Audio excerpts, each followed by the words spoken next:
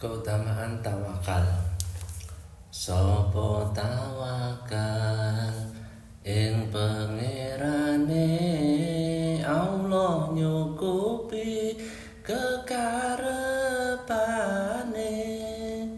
Tawakal iku munggo artine pasrah menyerah ing pangerane, pasrah menyerah ing pangerane. Ana tawakal marang bandane, ana tawakal marang awake, ana tawakal padha makhluke. Iku wong kang bodho akale, iku wong kang bodho akale. Tawakale wong kang pinter, tawakale wong kang pinter akale, namung tawakal ing pangerane. Iku dawuhe ulama sufi. Hatim al-Asom iku asmane, Hatim al-Asom iku asmane.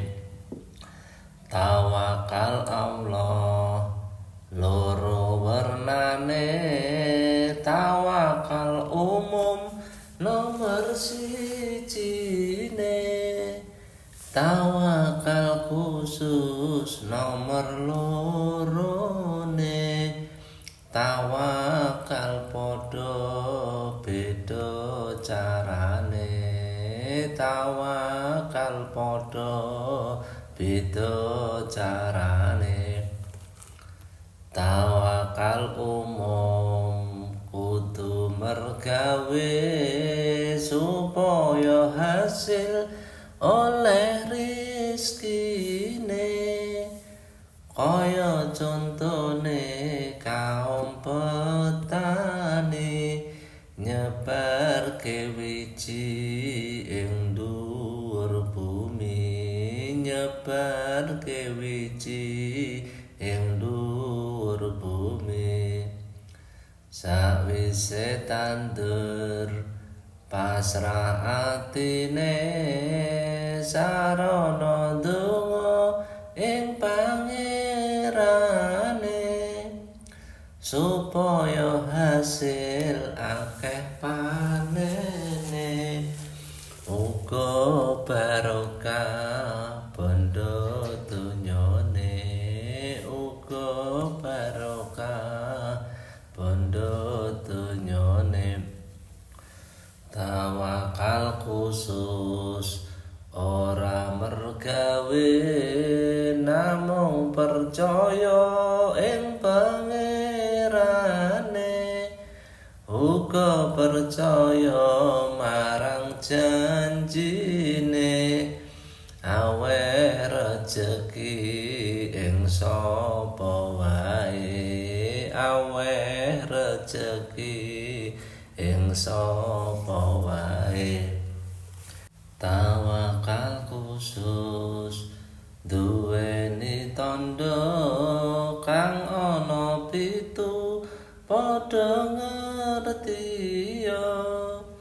Nalika luwe gak perlu kerja, nalika lara ora mertamba, nalika lara ora mertamba. Nalika susah ora ngersula, gak gelem males kengani ngoyo. Ora peduli akehe coba marang awake kang lunga teka, marang awake kang lunga